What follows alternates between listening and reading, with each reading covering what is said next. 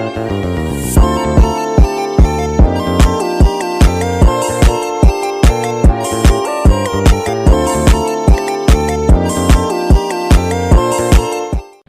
pagi untuk kita semua. Sebelumnya perkenalkan, saya atas nama Apriliano Reynal Halimas dari Prodi Keperawatan tingkat 2. Jadi di sini saya akan membawakan materi tentang penyuluhan skabies di lingkungan masyarakat atau pencegahan skabies di masyarakat. Baik, langsung saja kita ke materinya.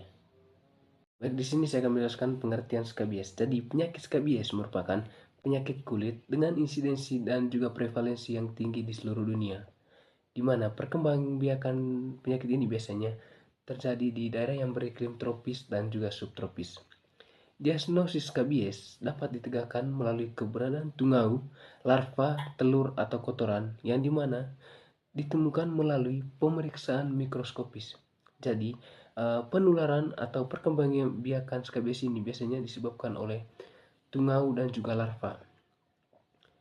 Kelainan klinis pada kulit yang ditimbulkan oleh investasi Scharcoptes scabies sangat bervariasi, di mana tanda utama atau tanda kardinal pada investasi scabies yaitu pruritus nocturna, yang dimana ditemukannya terowongan kunikulus dan ditemukan parasit Scharcoptes scabies. Gatal yang terjadi disebabkan oleh sanitasi terhadap sekret dan ekskret tungau yang memerlukan waktu kurang lebih 1 bulan setelah manifestasinya. Pada umumnya, perkembangbiakan dari skabies ini berisiko pada tempat-tempat ramai seperti asrama, pesantren, dan juga panti asuhan, yang dimana ini merupakan tempat yang sangat berisiko untuk perkembangbiakan skabies. Baik, berikutnya itu patofisiologi skabies. Jadi patofisiologi skabies melibatkan reaksi inflamasi terhadap tungau Scharcoptes scabies hominis, yang dimana dapat ditularkan melalui kontak langsung kulit ke kulit ataupun kontak tidak langsung dari kulit dengan benda yang mengandung larva atau tungau dewasa. Secara klinis, gejala yang muncul ada 3 tipe. Yang pertama itu tipe klasik, nodular, dan krusta. Yang pertama kita lihat pada pasien dengan tipe klasik, yang dimana biasanya pada pasien tipe klasik didapati tungau sebanyak 10-15 organisme, yang dimana dibutuhkan sekitar 10 menit kontak dari kulit ke kulit untuk terjadinya penularan tungau ke orang lain. Kedua, tipe nodular, yang dimana berupa nodul eritematosa, yang dimana dengan prediksi pada aksila dan selangkangan nodul sangat gatal. Diperkirakan etiologinya karena reaksi hipersensitivitas pada tungau betina. Bagian terakhir itu tipe krusta. Biasanya pasien yang terinfeksi dengan tipe ini dapat memiliki hingga jutaan tungau, dan karenanya tipe ini sangat menular. Skabies tipe krusta terjadi pasien yang dimana itu memiliki imun atau sistem kekebalan tubuh yang rendah, dan biasanya perkembangbiakan ini pada tipe ini terjadi pada lansia atau dengan orang yang memiliki penyakit menular tertentu. Berikutnya kita akan masuk kepada poin upaya pencegahan dan pengendalian penyakit skabies.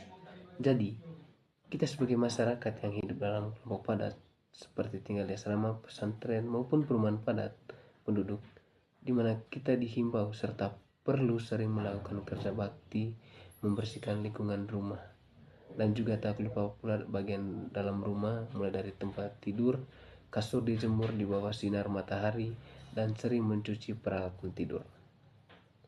Serta kita perlu berkonsultasi apabila kita sudah merasakan adanya perkembangbiakan atau penularan skabies.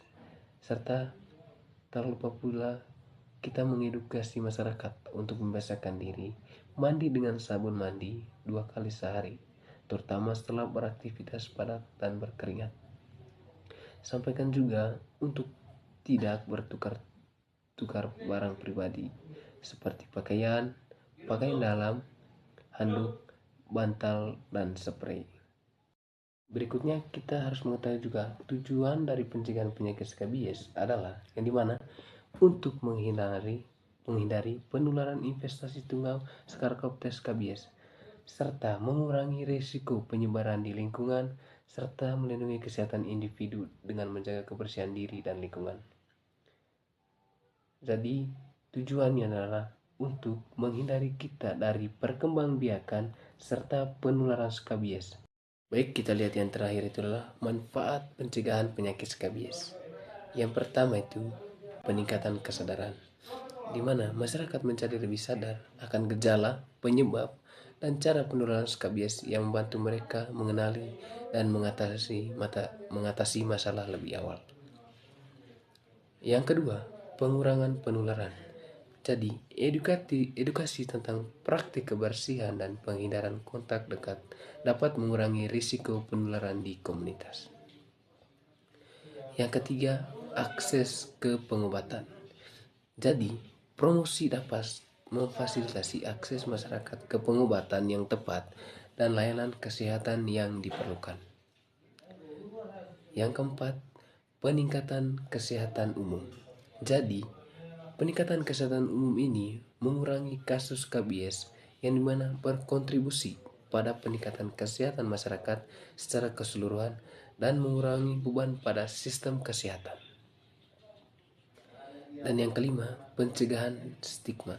Jadi, pencegahan stigma ini meningkatkan pemahaman tentang skabies dapat membantu mengurangi stigma yang sering melekat pada penderita, sehingga mendorong mereka untuk mencari perawatan yang baik dan sesuai dengan yang diinginkan. Yang berikut, yang keenam, pendidikan tentang kebersihan. Jadi, di sini mengajarkan pentingnya kebersihan pribadi dan lingkungan, membantu untuk mencegah tidak hanya skabies, tetapi juga penyakit lainnya yang dapat menyebabkan gangguan pada kesehatan. Terima kasih.